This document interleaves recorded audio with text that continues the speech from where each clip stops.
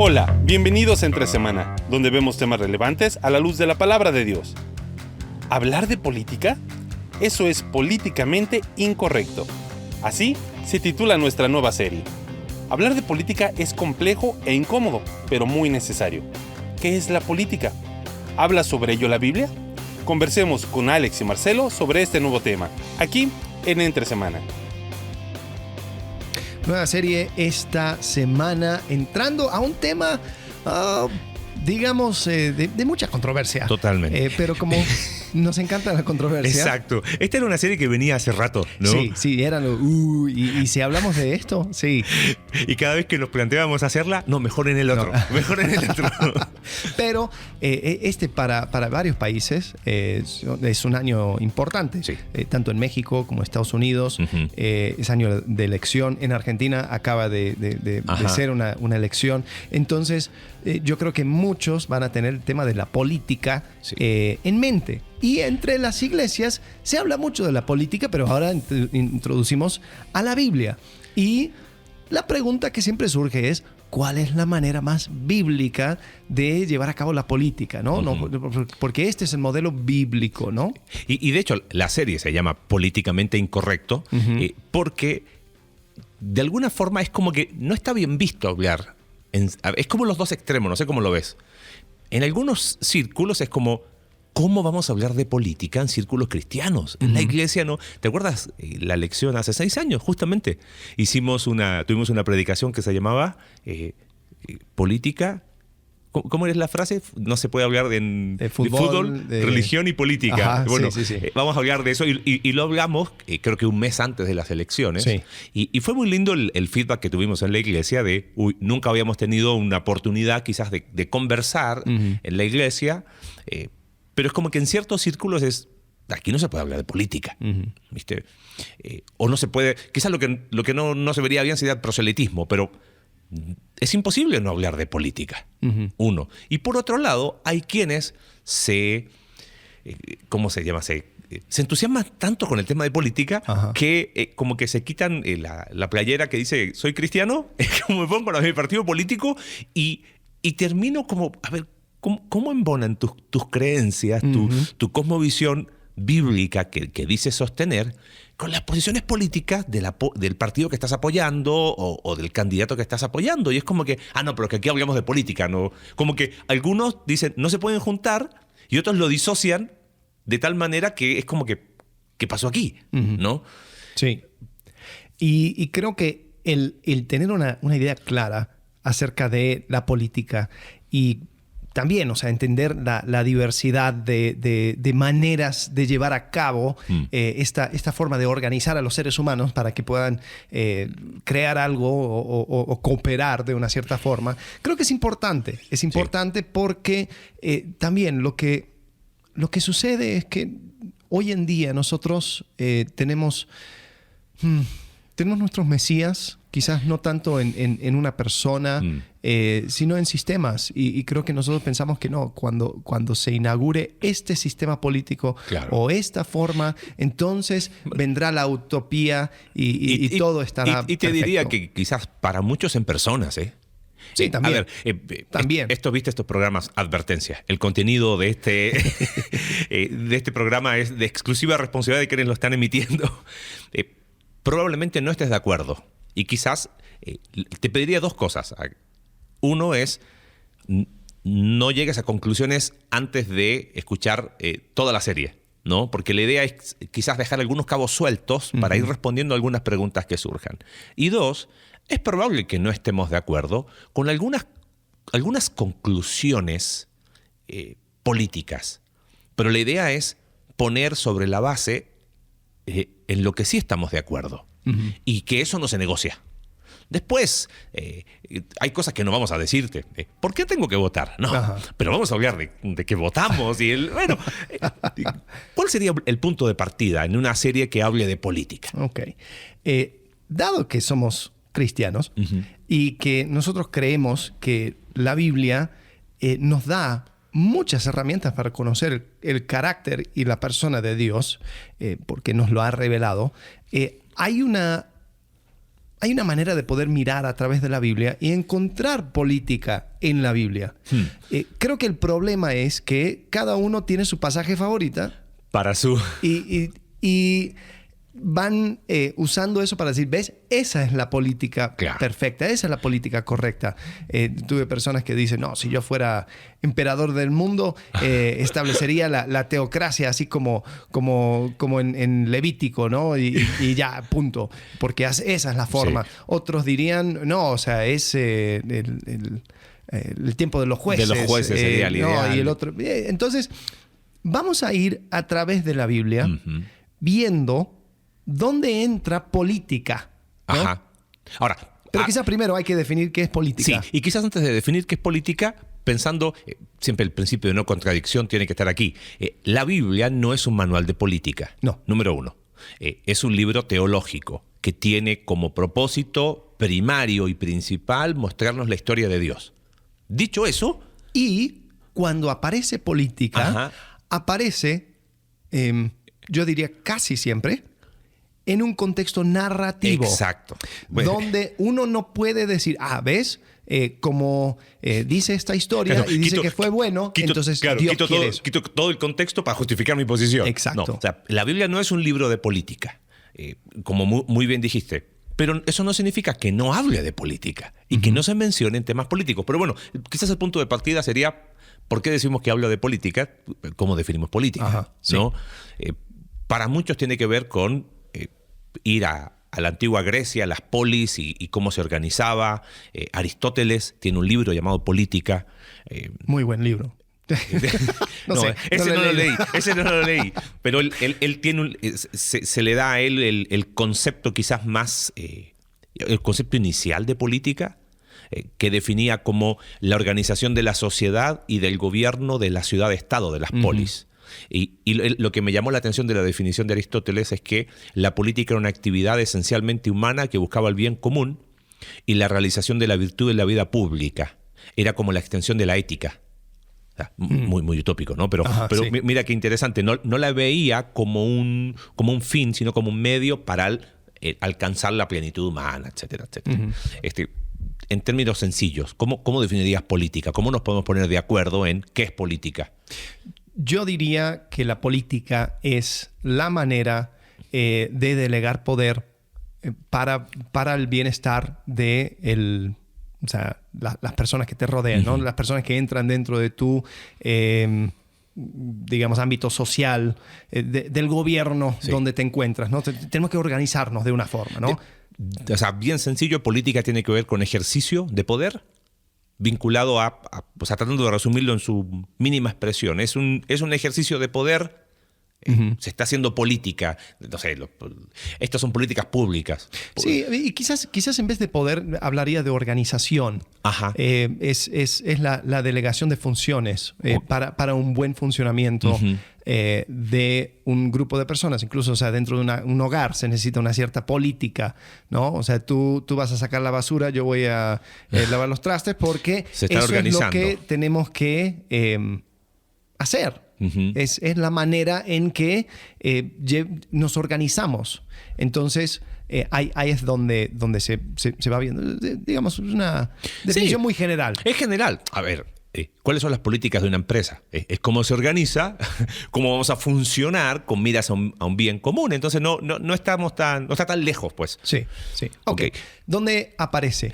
Vamos a Génesis 0. No hay Génesis 0, vamos a Génesis 1. Creo que si vamos a Génesis 1, es muy interesante, basado en esa definición, volver a ver lo que hace Dios, ¿no? Dios, la creación, ya la hemos hablado, crea al hombre a imagen y semejanza, y lo interesante es que la delegación de autoridad y de poder al ser humano para extender el lenguaje que hemos hablado tanto, el lenguaje de reino, que cualquier teólogo honesto con las escrituras está de acuerdo. Sí. ¿No? Sí. Ahí hay un lenguaje de reino, de un rey delegando a sus gobernados el ejercicio de autoridad. Organícense, ¿para qué?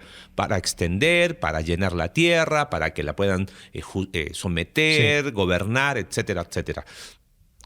¿Sería eso política? Sí, en un sentido muy sencillo, claro. Sí sería política, porque llenen la tierra, sométenla, ejerzan dominio sobre los peces del mar, sobre las aves del cielo. Entonces, a nivel, digamos, especie, Dios dice, el ser humano es quien va a ejercer dominio, pero dice, mi imagen. Sí. Ahora hemos hablado mucho acerca de este tema de imagen de Dios, la idea de que es la extensión de uno mismo. La imagen de un rey se ponía a las esquinas de su imperio para recordar a todas las personas que vivían ahí de que esta es el rey. El rey aquí está. Ahora, ¿no? Lo que tú estás planteando puede ser muy incómodo. Por eso esta serie se llama Políticamente Incorrecto, porque quizás lo primero algo que he escuchado mucho es, la política es sucia, a mí no me hables de política. Y ahora vienes y me dices que Génesis 1, en un sentido, hay un ejercicio de política. Quizás para ayudar a entender a los que a lo mejor eso está sonando medio desafinado en sus oídos, no estamos hablando de la política partidista, no estamos hablando del periódico que uno ve cada día, sino más bien es política entendida como lo que tú dijiste, ¿no? Como la delegación de poder y función para el bienestar de todos. En este sentido, es el bienestar de toda la tierra, claro. ¿no? De todas las criaturas. Dios les da a los seres humanos la autoridad para poder extender su reino. Ahora, había una regla. Sí. Ustedes no pueden tomar del árbol del conocimiento del bien y del mal. Cada vez que regreso a este tema, voy reforzando el concepto de que esto tenía que ver con la definición de lo que es bueno y malo. Entonces, es decir, tú vas a extender mi reino. Tú vas a reflejar mi carácter. Claro. Lo que para ti es bueno y malo viene de lo que yo defino como bueno y malo. Y no vas a encontrar eso de ningún otro lado. Pero en Génesis 3 tenemos una rebelión donde ellos deciden hacer lo que ellos quieren. Entonces Dios, en un buen ejercicio de límites, dice, no, entonces ustedes no pueden continuar con este proyecto de extender mi reino. Exacto. Adiós, salgan de el jardín. Pero vendrá alguien, etcétera, etcétera.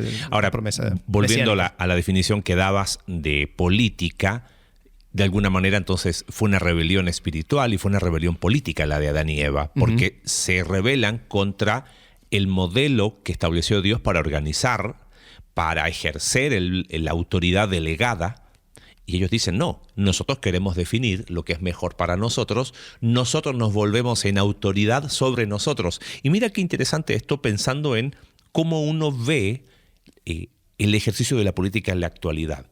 Porque lo que hace Adán y Eva es, ya no te necesitamos, ¿correcto?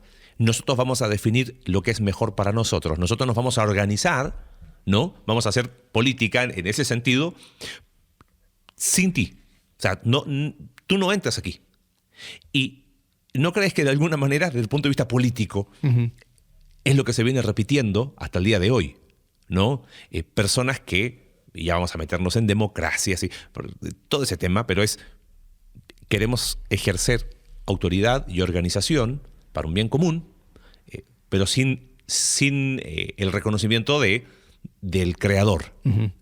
Entonces es como que otra vez volvemos a Génesis y... Sí, y es interesante el hecho de que uno tiene que preguntar, a ver, la buena política, o sea, el buen funcionamiento de una sociedad, ¿se crea o se halla? Y yo creo que si uno busca el carácter de Dios y busca su forma de... O sea, le busca a Él, uno puede encontrar esas cosas. Entonces yo creo que se halla, se descubre, no se inventa. O sea, no sale de tu mente. Entonces me estás diciendo que la democracia no es el gobierno bíblico. Bueno, vamos a meternos en eso después, pero es muy interesante lo que dices. Para ese punto ves a Salomón. ¿Qué hizo la diferencia para Salomón? El hecho de que él, no sé, tenía una nueva política, una nueva forma de... No. Él buscó al comienzo de su reinado la faz de Dios y dijo, yo no tengo la sabiduría para hacer esto, yo necesito de ti la sabiduría. Y Dios le dio sabiduría. Entonces, o sea, fue hallado. Dios se lo dio. Sí. No tuvo que inventar una forma de. Exacto, Sí. exacto. Entonces, ok, después continuamos. Tenemos a Génesis 3, la caída. Génesis 4 es interesante porque tenemos el asesinato de Abel y Caín cuando también tiene que irse. Caín se queja, chistoso, ¿no? Mató a su hermano y dice, mi castigo es demasiado grande para soportarlo. Hoy me has arrojado de la superficie de la tierra y de tu presencia me esconderé y seré vagabundo y errante en la tierra y sucederá que cualquiera que me halle me matará. Entonces estaba diciendo, yo voy a vivir sin protección. Claro. Dios dice, no será así, pues cualquiera que mate a Caín 7 veces sufrirá venganza. Y el Señor puso una señal sobre Caín para que cualquiera que lo hallara no lo matara. Bueno, después dice que Caín salió y estableció una ciudad. Ahora, aquí es donde comenzamos a ver las ciudades y hay una nueva forma de gobernar. Porque si tú construyes una ciudad y tienes a personas viviendo dentro de tu ciudad, ¿qué eres? Eres rey de esa ciudad. Hay que organizarse. O sea, ahí volvemos otra vez a nuestra definición de política. O sea, si estamos viviendo en ciudades, ya no estamos en el jardín, hay que organizarse. ¿Y cómo nos organizamos? O sea, sumado además que lo que demostró Génesis es que no vamos a buscar el bien del otro, sino el egoísmo arraigado en el corazón del ser humano.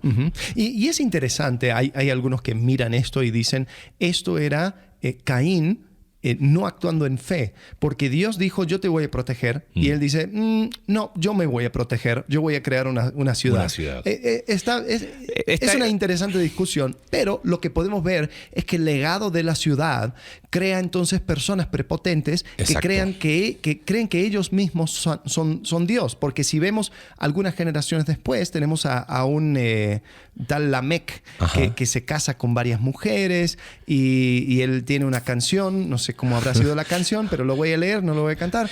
Pero dice, no sé en qué nota estaba, dice. Ada y Sila, oigan mi voz, mujeres de Lamec, presten oído a mis palabras, pues he dado muerte a un hombre por haberme herido y un muchacho por haberme pegado. Si 7 veces es vengado Caín, entonces Lamec lo será 70 veces 7. Entonces habla de una venganza y... yo tengo poder. Una concentración de poder. Yo me caso con más mujeres porque yo tengo el poder. Yo mato a quien quiero porque yo tengo el poder. Yo seré vengado 70 veces 7 porque yo tengo el poder. Entonces ahí es donde empezamos a ver cómo se va distorsionando este manejo de política, si podremos decirlo. Ok. Avanzamos hasta, ¿qué? Capítulo 10 de Génesis. Capítulo 9 de Génesis. Sí, porque hay algo ahí en... Correcto. La maldad llega a tal punto donde ahora Dios decide hacer un reseteo con Noé. Entonces, Capítulo Noé, 6 y todo lo que pasa con diluvio. Exacto. Noé y su familia son los que salen a esta nueva tierra, a esta nueva existencia. Y es interesante porque Dios le vuelve a repetir la instrucción que le dio a Adán y Eva. Entonces le dice... sean fructíferos, capítulo 9, versos 1, multiplíquense, llenen la tierra. Correcto. Ahora dice, el temor y el terror de ustedes estarán sobre todos los animales de la tierra, sobre las aves del cielo, en todo lo que se arrastra sobre el suelo. Ahora es el terror y el temor. Ahora el manejo no es de esa mayordomía benéfica, ahora es terror. Hay que someter. Dice, todos estarán bajo su dominio. Exacto. Sí, es interesante. Pero algo también que le agrega es en cuanto a el manejo con otros seres humanos. Porque dice, de la sangre de ustedes, de la vida de ustedes, ciertamente pediré cuenta. A cualquier animal, a cualquier hombre pediré cuenta. De cada hombre pediré cuenta de la vida de un ser humano. El que derrame sangre de hombre, por el hombre, su sangre será derramada. Porque a imagen de Dios hizo Él al hombre. Entonces, ahora lo que empieza a suceder es de que no es solamente a nivel especie. Ustedes, seres humanos, llenen la tierra y ustedes, seres humanos, van a ejercer dominio sobre la tierra. Ahora está diciendo, y entre ustedes, los seres humanos, van a tener que regular este tema del asesinato. Bueno, y esto está interesante porque este es un contrapunto con lo que pasa con Génesis 4. Primera cosa que quiero observar ahí. Es una opinión muy personal, Porque el primer asesinato de la narrativa de Génesis, Dios es el que se mete ahí. Ey, ¿por qué estás así? ¿Qué onda? Si bien hicierais y no. Pero ahora Dios no interviene. Dios dice, ustedes se van a hacer cargo. Y el principio va a ser este. Como son creados a mi imagen. O sea, háganse cargo si alguien mata a alguien. Porque algunos van a Génesis 9 y dicen, ¿ves? Aquí está Dios aprobando la pena de muerte. De ahí, yo sé que es polémico, pero bueno, sí. Volvemos al mismo tema, ¿no? De políticamente incorrecto. Sería anacrónico porque no está firmando la pena de muerte en silla eléctrica. O sea, es como, el punto teológico es lo que tú marcas, porque es el contrapunto de Génesis 4. O sea, recuerden que Génesis, y lo hemos dicho varias veces, los comienzos, los inicios, tiene que ver con marcar cuál es la narrativa teológica. En el primer asesinato, Dios interviene. Dios habla con Caín. Dios dice, este va a ser, y Caín dice, pero lo que tú leíste recién. Pero ahora en Génesis 9, delega al ser humano qué va a suceder. O sea, para mí ese es el contrapunto. Sí, y es interesante también, o sea, cuando sentimos injusticia, cuando decimos, no, ¿cómo puede ser que Dios permitió esto? Sí, Dios en Génesis 9 delegó este tema y las consecuencias de un mal manejo es que sucede estas injusticias donde una persona mata con impunidad a otra persona y Dios, como que de cierta forma, permite que las consecuencias de un buen o mal manejo sean llevados o soportados por los ciudadanos, digamos, ¿no? Entonces, algo interesante, pero no dice cómo hacerlo. No. Dice, mira, van a ver, ustedes, seres humanos, regulen este tema de cuando alguien mate a alguien. Cuando mates a alguien, ¿no? Entonces, hay un ajuste, hay un cambio. Dios sigue tratando con los seres humanos hasta Génesis capítulo 11. En Génesis capítulo 11 tenemos la Torre de Babel. Y lo que sucede es que... Sería un acto político. O sea, sí. Volviendo a la definición, creo que es muy importante cómo partimos. O sea, ahí se organizaron para decir, Dios dijo en una dirección, pero nosotros queremos ir en otra. En otra, o sea, correcto. En ese sentido, sí se organizaron con un propósito, que en este caso es un propósito en dirección opuesta al deseo de Dios, ¿no? Sí. Sí, algo que siempre me ha llamado la atención es lo que dice Dios en el tema de Torre de Babel. En Génesis 11 dice, fabriquemos... Dice, pero el Señor descendió para ver la ciudad de la torre que habían edificado los hijos de los hombres. Y dijo el Señor, son un solo pueblo y todos ellos tienen la misma lengua. Esto es lo que han comenzado a hacer. Y fíjate, dice, y ahora nada de lo que se propongan hacer les será imposible. El pueblo unido jamás será vencido. Y cuando Dios vio al pueblo unido, lo desunió. Bueno, yo sé que... O sea, a ver, está bien. Bueno, esta es nuestra última serie. Gracias por dejarnos de escuchar. No. Pero es que está muy interesante. Sí. Porque esto marca un contrapunto de ideas y uno de los corazones... Empiezo otra vez. Una de las razones que está en nuestro corazón para hablar de esta serie es que, y habiendo vivido en Chile, habiéndome criado bajo un gobierno político, pude ver cómo familias se dividían por política, familias dejaban de hablarse por política. Domingo en la mañana en la escuela dominical alabábamos al Señor, pero a la hora de comida te insulto por tener otra posición política. Y es como que, bueno, pero el pueblo unido, o sea, si el pueblo, Vox Populi, Vox Dei, ¿no? Sí. O sea, si voz del pueblo es voz de Dios. Y hay tantas ideas distorsionadas, arraigadas en nuestro corazón, que muchas veces tienen el prisma de la experiencia. Mira, es que yo viví esto. Por lo tanto, mis conclusiones son válidas por lo que yo viví. Y el otro, yo lo he visto, teólogos, sigo un teólogo español bien de izquierda, que uno... y le han discutido y el tipo sostiene sus posiciones. Claro, pero la sostiene a la luz de la historia reciente de España. Entonces, cualquiera que ataque su posición es franquista. Y el tipo se enfrasca en unas discusiones que uno dice, ¿qué onda? Pero volviendo al punto de Génesis, lo que tú dijiste, o sea, Dios ve y llega y dice algo. Estos se unieron. Sí. Y aguas. Sí. Dirían acá en México. En la gran toma teológica Jurassic Park, el científico que... Ian Malcolm, que era, lo hizo el papel Jeff Goldblum, dice, estos científicos estaban tan enfocados en si podían hacerlo que no preguntaron si debían de hacerlo. Y a mí me da mucho temor un pueblo que no tenga límite alguno al hacer estupideces.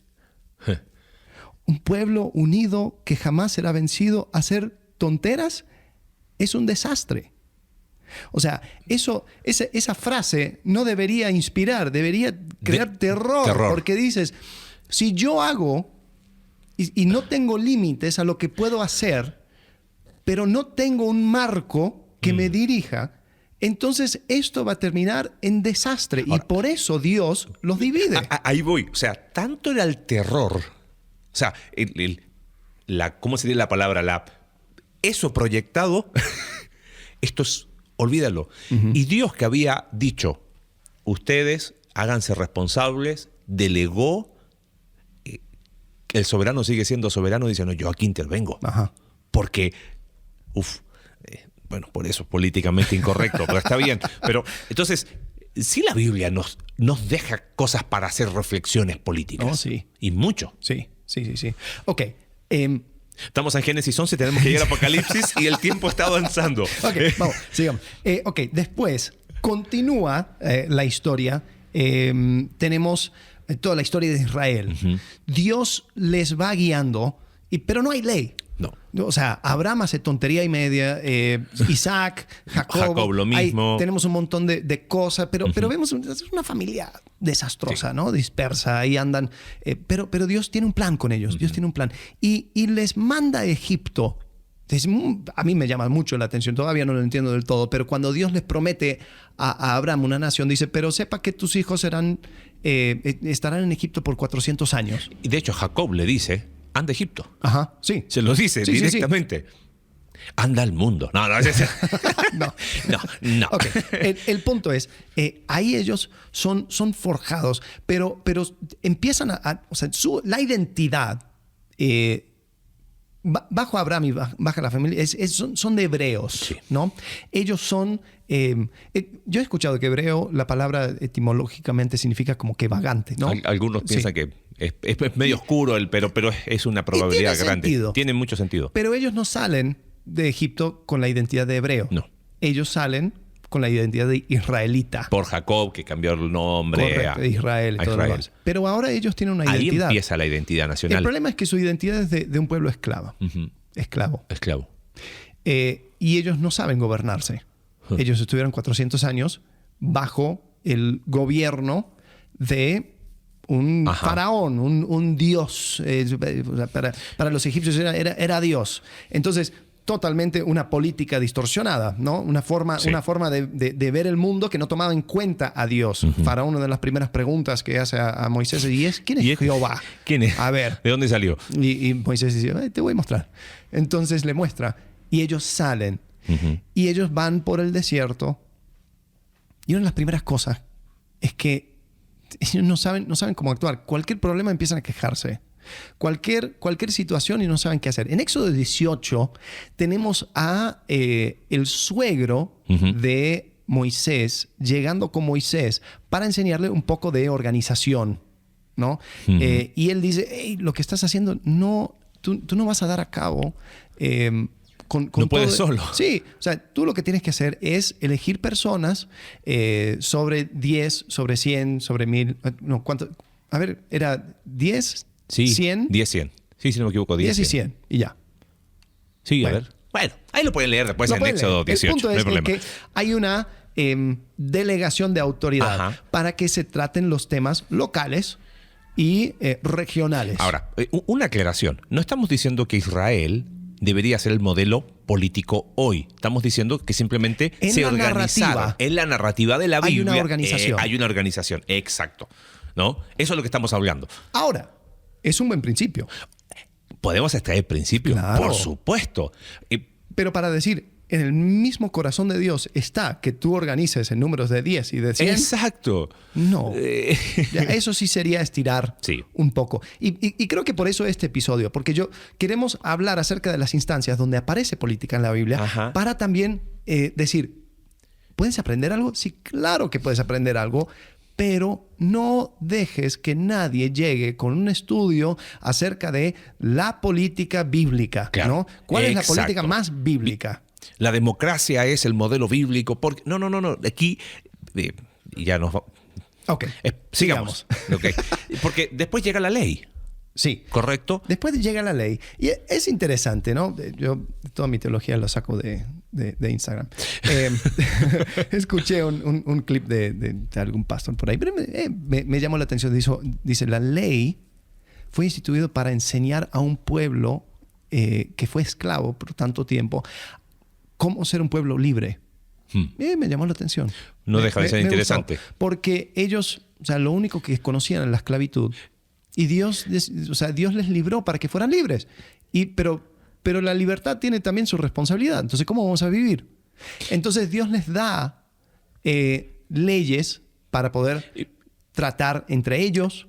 Es interesante lo que dijiste, que no sabían ser libres. Constantemente los profetas recuerdan que en su corazón... Bueno, no solo eso. En su corazón seguían en Egipto. Ah, claro. O sea, la mentalidad era otra. La organización... Y fíjate, los problemas que tuvieron en el desierto aún tuvo que ver con organización. Uh-huh. Porque Aarón y María dicen que solo por Moisés habló Dios. O sea, van en contra de la organización que Dios está dándoles. Ajá. ¿No? Bueno, y de los hijos de Coré. De Coré. También. Dicen, También. ¿Y Aarón solamente es el único? ¿Y por qué? O sea, es muy loco Sí. ver cómo la ley, desde ese punto de vista, ¿no? Proveer una organización, oye, y que aprendan a vivir de una manera distinta, Uh-huh. ¿no? Sí. Constantemente recordando de que su definición de bueno y malo debe de venir de Dios. Ajá. Entonces, eso encontramos, ¿no? Encontramos que Dios da la ley y les apunta a la entrada a la tierra prometida. El problema es de que no confían. Ellos pasan 40 años vagando en el desierto y cuando están por entrar, Dios, por medio de Moisés en Deuteronomio, les da unas últimas instrucciones. Y algo interesante es que en Deuteronomio 17 hay un pasaje donde Moisés dice, mira, cuando ustedes entren a la tierra y quieran un rey como las demás naciones, el rey va a tener que hacer estas cosas. Y le da ciertas instrucciones para el rey. ¿Por qué lo menciono? Porque hay personas que ven en 1 Samuel, donde el pueblo pide rey, como un pecado el mero acto de pedir un rey. Claro. Y Lo cual no estoy de acuerdo. Y no es tan así, ¿eh? Y muchos... entonces, ¿cuál fue el problema en 1 Samuel? Ajá. Que ellos piden un rey como las otras naciones. Como las otras naciones, para que pelee nuestras batallas. Entonces, hay que darle contenido en la narrativa. Exacto. Y te das cuenta que el gran problema fue ese. Queremos exactamente lo que hacen las otras naciones. Ajá. Queremos un Goliat para nosotros. Y queremos quien sea... Queremos un gigante. Dice que juzgue entre nosotros y pelea nuestras batallas. Espérate, ¿quién es el que pelea tus batallas? Es Dios. Claro. ¿Quién es que juzga entre ustedes? Es Dios. Es Dios. Y por eso Dios le dice a Samuel, hey, no te están rechazando a ti, me están rechazando a mí. Sí. Pero me están rechazando a mí en esos términos, en el términos de que quien pelea las batallas y quien juzga entre ustedes soy yo. Ahora, Dios hace algo que yo creo que es parecido a cuando les da codornices en el desierto. Como que queremos carne. ¿Quieres carne? Toma. A ver, mira, te voy a dar tanta carne que te salga por las narices. Y era como que, ¿quieres rey? Ok, te voy a dar un rey, pero te voy a dar un rey así como tú quieres un rey. Que sea el designio de tu corazón. Porque algunos pueden decir, eso es injusto. O sea, Claro. porque en Deuteronomio 17 dice, pondrás como rey a quien Dios escoja. Y si tú lees la narrativa de 1 Samuel 8, Dios escogió a Samuel. O sea, fue toda una cosa donde Samuel unge a Saúl y le presenta y todo lo demás.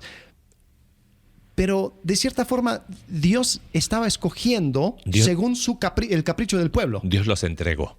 Dios los entregó. Es un concepto teológico súper intenso, que todos lo ven en Romanos, pero en Romanos está lo explícito. Aparece en toda la narrativa del Antiguo Testamento. Solo algo interesante antes de seguir, porque sí, al menos ya vamos en Deuteronomio. No se preocupen que no vamos a ir libro por libro. Porque en el pasaje de Deuteronomio 17, antes de hablar del rey, habla de tribunales y otra vez hay organización. Mira, dice, si te enfrentas a casos demasiado difíciles de juzgar, leo versículo 8 de 17 en NBI, tales como homicidios, pleitos, violencia y otros litigios que surjan en las ciudades, irás al lugar que el Señor tu Dios elija y te presentarás ante los sacerdotes levitas y ante el juez en funciones. Los consultarás, ellos te darán veredicto. O sea, de alguna manera es un eco a lo de Génesis 9. O se organizan ustedes. Correcto. Y vas a actuar conforme a la sentencia que ellos dicten. En la democracia. O sea, está interesante de, mira, este es un problema de ustedes, de organización de ustedes. Yo les doy principios para que se organicen correctamente. Pero aquí está, háganlo de esta manera. Sí. Algo interesante, y quiero ver si lo encuentro. Primero Samuel, creo que es 10, donde ungen a Saúl. Yo he escuchado que en el hebreo hay un cierto lenguaje donde, aquí está, creo que... Sí, capítulo 10, que es proclamado rey. Entre el bagaje. No, que Saúl estaba escondido. Creo que es antes, ¿puede ser? ¿Será? Samuel hizo que se acercara y fue escogido. Sí. Y Saúl, hijo de Cis, fue escogido, pero cuando lo buscaron no lo pudieron hallar. Volvieron a consultar al Señor. Esto es 1 Samuel 10. Llegó el hombre aquí y el Señor respondió, sí, está escondido junto al equipaje. Corrieron, lo trajeron de allí. Cuando estuvo en el medio del pueblo, los hombres... bueno... No lo encuentro. Tendría que haber hecho este estudio antes de grabar. Pero el punto es de que como que hay un ver, codiciar y tomar. Como que ese lenguaje está ahí. Está aquí y como que hace un reflejo a Génesis donde ellos están codiciando y tomando las cosas en sus propias manos. Entonces... bueno, se me hizo interesante este tema. Pero entonces, o sea, lo que estamos diciendo es que el ser rey, el pedir rey, no era el pecado. El pecado era que el rey ahora iba a tomar funciones que antes era para Dios. Era de Dios, directamente. Y si bien un rey no era el problema, el rey tenía que ser el canal a través del cual el reinado de Dios se vaya distribuyendo a todo el pueblo. Porque si tú ves en Deuteronomio 17... el rey tenía que copiar a mano la ley y tenerlo con él siempre. Eso no se hizo.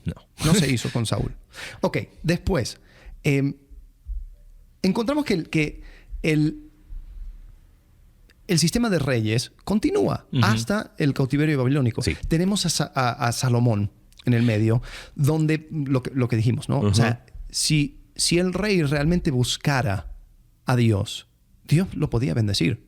Dios podía crear tipo de sociedad que florecía. Y es lo que uno ve, por ejemplo, bueno, los reyes del norte, después de Salomón, que se divide el reino, todos los del norte fueron un desastre, pero en el sur hubo algunos que fueron buenos reyes. Y que Dios bendijo eso. O sea, tuvimos de dos, ¿no? Muchos toman... Bueno, el tiempo de los reyes es el modelo que deberíamos tener hoy.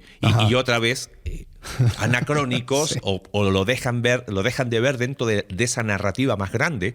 Porque lo interesante es que, como tú bien dijiste, el modelo de reyes llega hasta el cautiverio babilónico. Y si los reyes hubiesen sido la solución, los profetas estuvieron de más. Y los profetas se levantan porque los reyes no cumplen su función, porque los sacerdotes no cumplen su función, porque los levitas no cumplen su función. Entonces Dios tiene que levantar profetas para que hablen el nombre de Dios y exhorten. Si te das cuenta, todo el profetismo va al rey, al sacerdote, al levita y al pueblo. Sí. O sea, es como, tú fallaste en esto, y el pueblo también en esto. Correcto. ¿no? Sí. Llegamos al tiempo de cautiverio babilónico. Aunque bien tenían todas las herramientas para llevarlo a cabo, exacto, como se debería. Exacto. Pero como no lo estaban haciendo, se levantan los profetas. Y por eso los profetas lo que van es, Deuteronomio, hoy Levítico, van atrás. O sea, ustedes dejaron eso a un lado, ¿no? Ok. Después llegamos al punto del exilio, el exilio babilónico. Y de aquí en adelante ya no estaban más bajo su propio reinado. Ya pierden toda autonomía como reino. Y esto es un periodo que vimos en Bible Project, lo llaman de lealtad subversiva. Me encanta. Podemos colocar el video, el del camino del exilio. Estaría interesante que poder verlo, porque habla algo de política. Sí.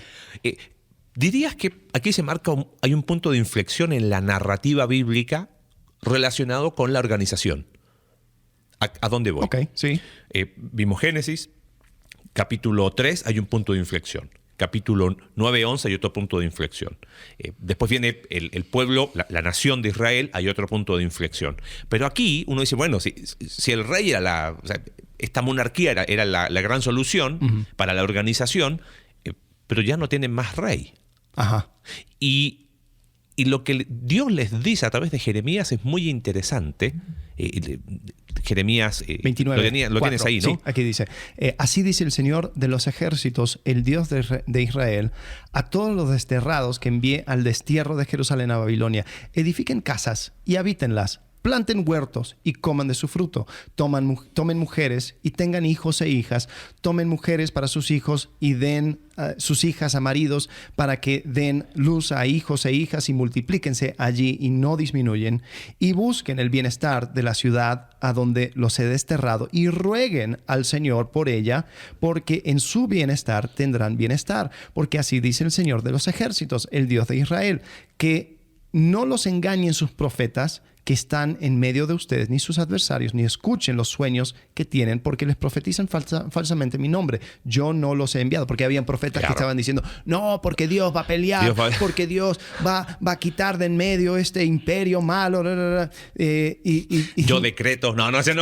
Voy a continuar porque odio que se use este pasaje fuera de contexto. Continúa Jeremías. Dice, pues así dice el Señor, cuando se hayan cumplido a Babilonia 70 años, yo los visitaré y cumpliré mi buena palabra de hacerlos volver a este lugar, porque yo sé los planes que tengo para ustedes, declara el Señor, planes de bienestar y no de calamidad, para darles un futuro y una esperanza. Ese es el contexto de Jeremías 29:11. Tiene que ver con, oye, ahora les va a tocar una lealtad subversiva, donde tú vas a orar por el bienestar del imperio que te tiene cautivo, maldito, que les quitó de su lugar. Vas a prosperar ahí. Sí. Y quiero que busquen la prosperidad. Sí. Y tenemos la historia de Daniel, que era un alto funcionario dentro de ese imperio. Sí, y te vamos a cambiar el nombre, Daniel. Ok. Te vamos a cambiar la forma de vestir. Ok. Oye, y el de la comida se ha hecho mucho. Que si se hizo vegano, que si la Biblia. No. El punto es que había un trasfondo espiritual al respecto. Y ahí dijo: fíjate, no. Voy a ser anacrónico. No cortó las calles, como dirían en ¿cómo se llama en nuestra amada país que nos escuchan tanto en Argentina? Daniel no hizo un piquete, o sea, no cortó, que es la forma común de manifestación. No cortó, como pasa acá en la carretera de Ciudad de México, Querétaro, que ante cualquier cosa que no parece, se corta la carretera. Daniel dijo, mira, hagamos algo. No tomó las casetas de cobro. Él dijo, hagamos algo. Les propongo lo siguiente, prueben con nosotros alimentarnos de esta manera y vemos qué onda. Y si no, yo me sujeto a el castigo que amerita mi decisión. Exacto. Capítulo 3, con los amigos pasa lo mismo. Exacto. ¿Cuál es la consecuencia? Vamos a morir. Bueno, nos entregamos a esa consecuencia. Sí. Lealtad subversiva. Ese concepto a mí me encanta, porque eso echa abajo muchas ideas de no, tenemos que ser contra o tenemos que ser a favor. Y como que todo se pinta dicotómico. ¿Viste? Sí. Y la propuesta en el video de Bible Project a mí me encanta, porque es como, hey, mira, acá está el espíritu de lo que dijo Jeremías. Vuelven del exilio, y el rey no aparece. O sea, aparece un rey. El rey ya sabemos quién es. Pero su plataforma es muy distinta. La forma de organizar... Es como que hay otro punto de inflexión en la narrativa bíblica. Porque Jesús organiza a quienes, a los que... a su equipo de una manera totalmente diferente. Y muchos quieren tomar a Jesús para decir, pero mira, Jesús estaba en contra, Jesús estaba a favor. Personalmente creo que Jesús mantuvo el mismo espíritu de lealtad subversiva. El primer comunista. Claro. Vamos a hablar de eso en el próximo episodio. ¿Fue Jesús el primer comunista? Hay muchos que lo sostienen. Sí, malamente. Malamente. Pero me adelanto. Ya vamos a hablar de la Biblia y la política. Ahora estamos hablando de política en la Biblia. Claro, pero el tema es que Jesús es subversivo. Sí, claro. Pero él no pasa tiempo hablando en contra de todo. O sea, había un montón de controversias políticas en aquel entonces, que si a Jesús le importara, podría estar pasando todo su tiempo dando cátedra acerca de eso, porque estaban los esenios que decían, no, la manera en que se hace política en Jerusalén está mal, porque cuando llegaron los macabeos, ellos llegaron como sacerdotes, pero después se hicieron reyes. Eso está mal. Y qué interesante. Y yo sé que no tenemos tiempo, pero podemos autocitarnos. Vayan al de 400 años de ruido, sí. Porque los esenios, su reacción fue espiritual, pero fue política. Nos vamos afuera. Nos vamos, chao. Y reconocemos al sistema del templo como ilegítimo. Totalmente.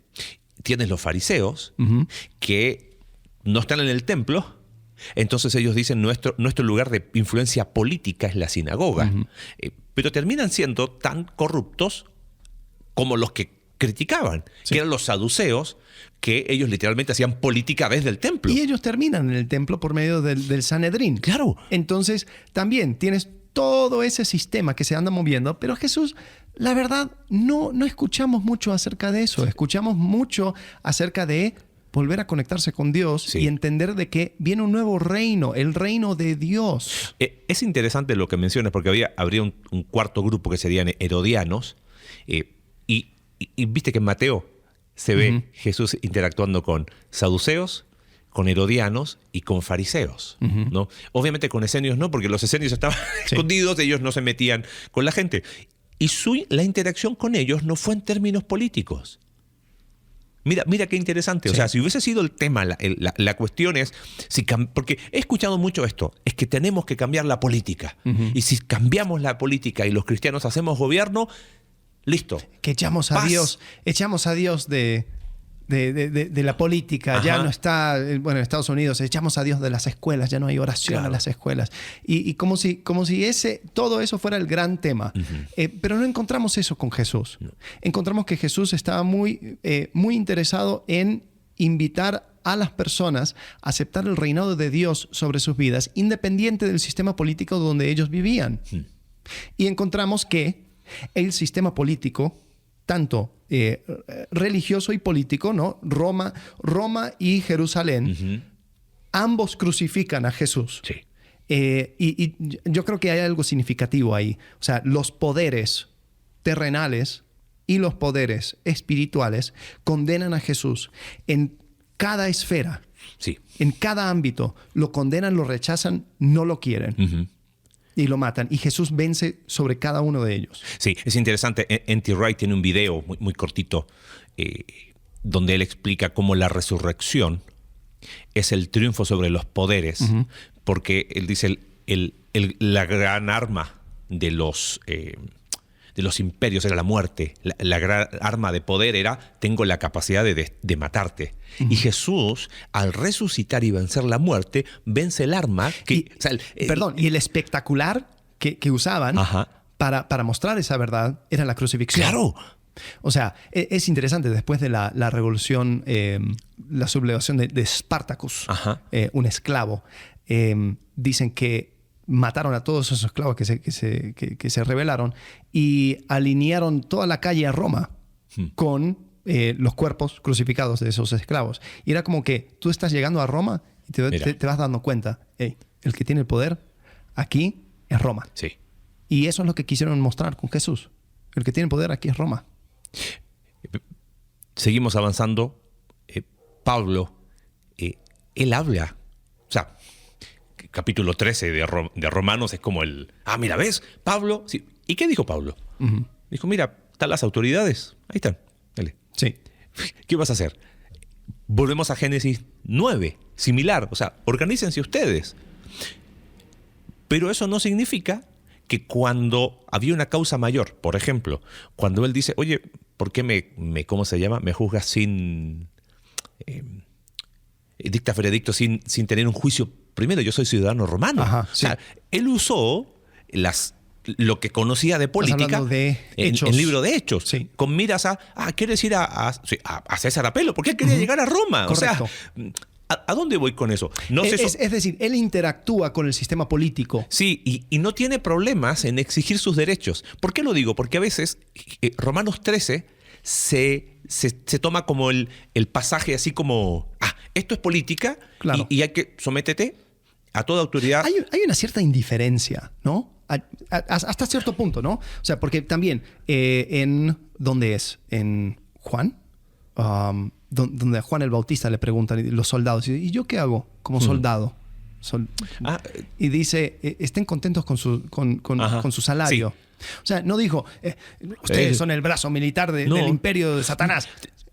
Dice, no, mira, o sea, actúa con justicia dentro de lo que te corresponde. Ya que estamos en Políticamente Incorrecto y ya vamos terminando el episodio de hoy, pero el corazón de lo que estamos diciendo es que cuando uno hace un estudio honesto de la Escritura en esa narrativa, hay mucho de política en la Escritura.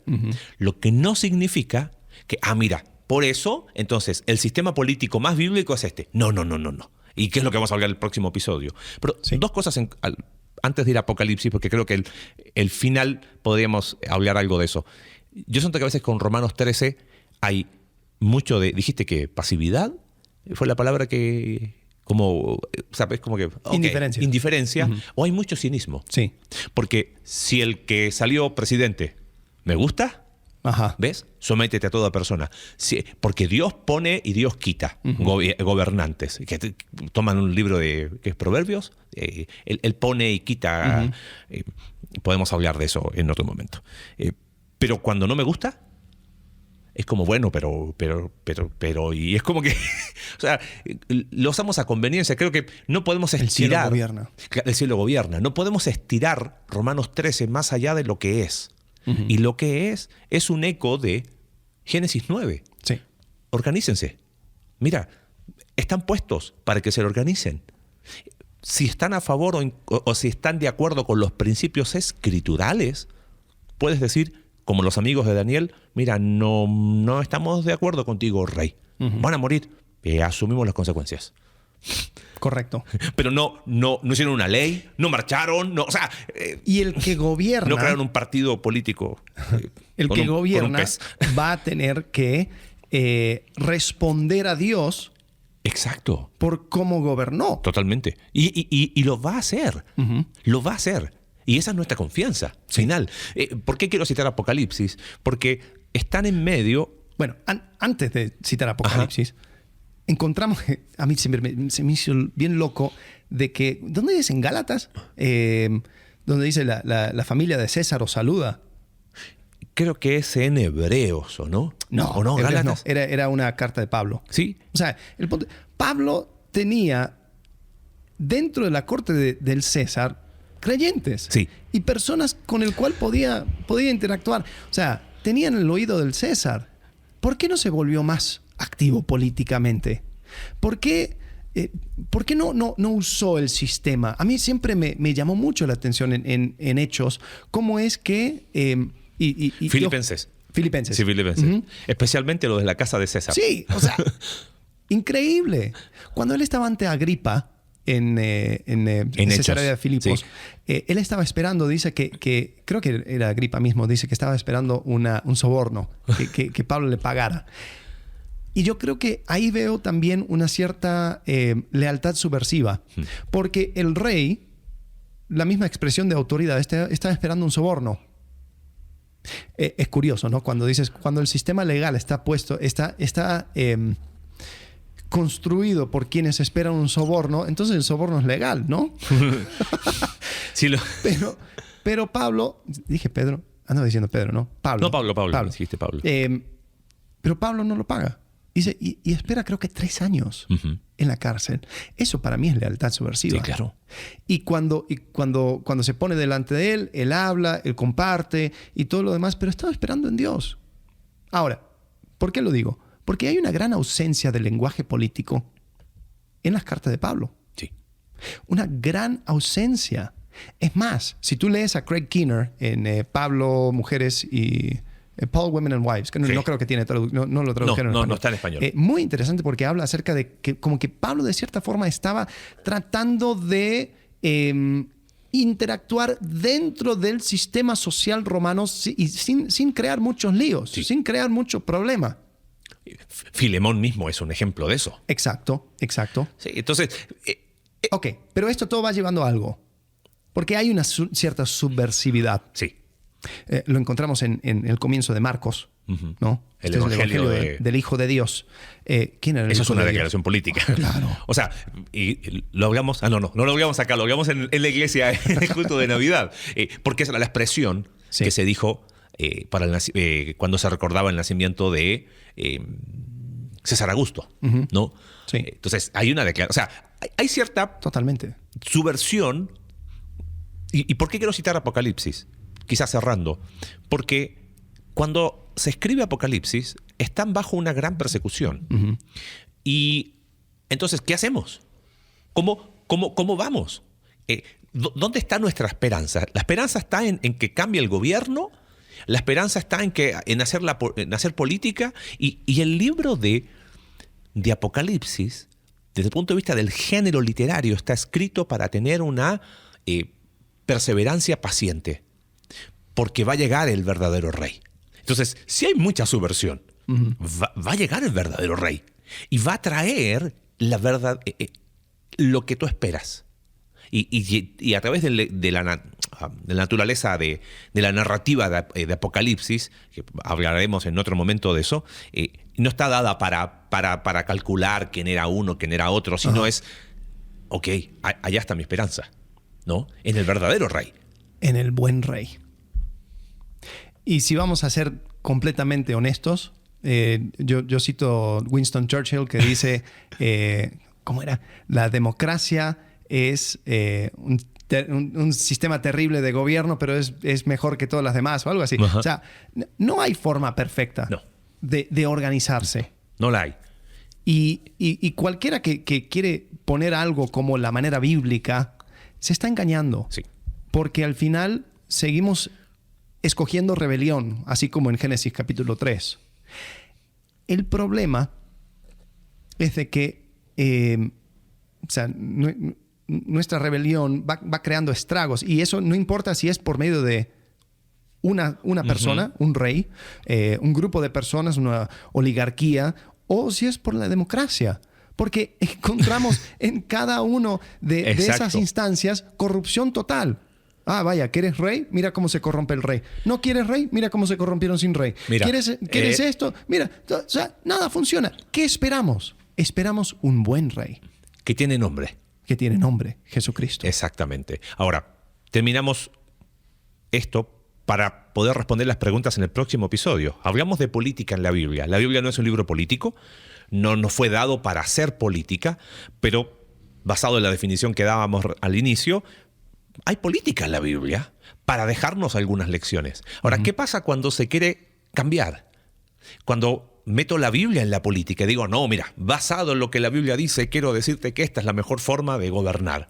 Basado en la Biblia, nosotros creemos que la mejor manera es el socialismo cristiano, es el capitalismo cristiano, ¿cuál es el gobierno? La democracia cristiana. Bueno, hay un partido político, democracia cristiana. O sea, bueno, pero tampoco es cero. O sea, claro. No es decir, vamos a una teocracia y lo que dice la Biblia, según mi interpretación, es lo que vamos a hacer. Pero tampoco es, vamos a rechazar por completo lo que dice la Biblia y dejar de buscar el carácter de Dios en cuanto a nuestra forma de organizarnos. Entonces, ¿dónde encontramos la Biblia en la política? Bueno, de eso hablaremos en el próximo episodio, si es que quieres seguir escuchando este Políticamente Incorrecto. Hasta luego. Gracias. Gracias por acompañarnos en un capítulo más de Entre Semana. Recuerda que puedes seguirnos a través de nuestra página web icv.mx/entresemana y puedes enviarnos tus preguntas a entresemana@icv.mx y en Twitter @entresemanacv. Ayúdanos a difundir este contenido dejándonos tu valoración en tu aplicación de podcast favorita.